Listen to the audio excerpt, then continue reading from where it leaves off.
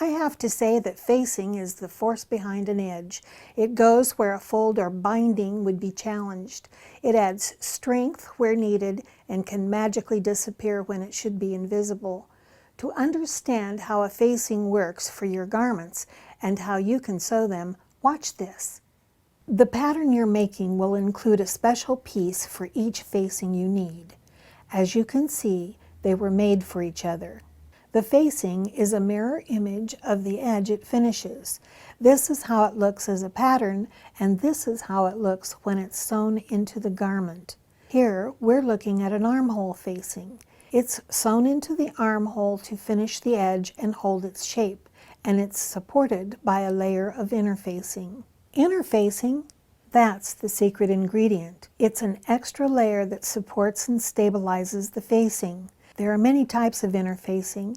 It comes in sew-in and fusible varieties, in woven, knit, sheer, lightweight, and heavy. Since the fusible type is what most people would use for an armhole facing, that's what I'll show today. First, you have to pick the right interfacing for your fabric. Audition the interfacing by laying it over your hand and topping it with a piece of the fabric you want to match. How do the two feel together? You don't want to change the way the fabric feels or its texture. You just want the support to hold its shape. When it seems just right, then fuse a test sample for a final check.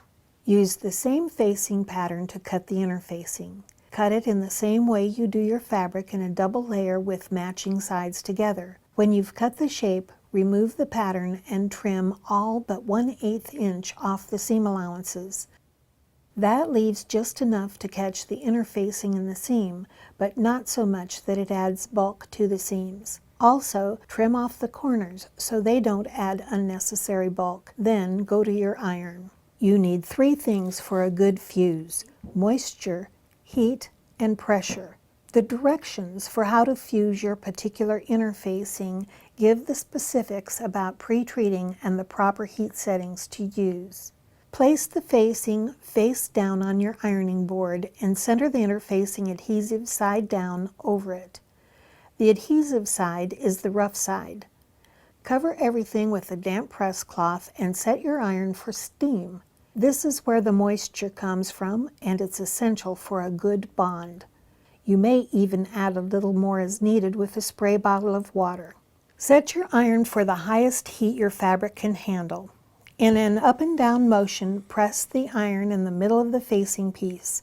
Don't just rest your iron, push it into the fabric and hold it there for 10 seconds. Then lift and reposition the iron, overlapping the footprints and holding each time for 10 full seconds before moving on. It's easy to see where you've been because your press cloth dries as you go.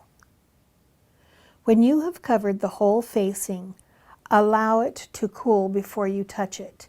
If you move it before it's cool, you'll weaken the bond. Then flip the piece over, press on the right side, and allow to cool again. If more than one piece is used to finish the entire edge, sew those pieces together first. On armholes and necklines, sew the shoulder seams first and press them open. Then align the outside seam edges, pin them together, and sew the seam. On an armhole, you can sew the facing as a circle or flat as I'm doing here. To sew it flat, just leave the side seams open. Then clip and trim your seam allowance as we've discussed before. Trim the facing allowance to less than 1/4 inch and the garment allowance to 3/8 inches or less.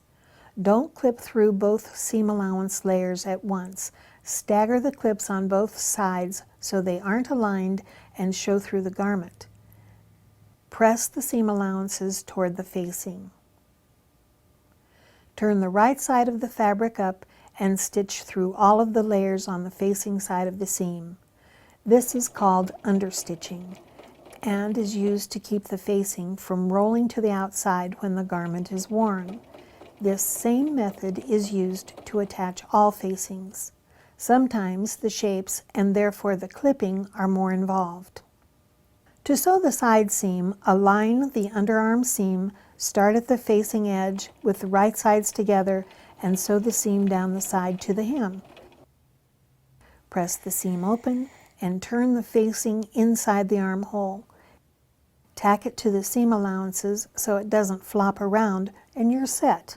As you can see, sewing a facing isn't at all complicated. It just takes some practice, and before you know it, you'll be facing like the pros. See you next time.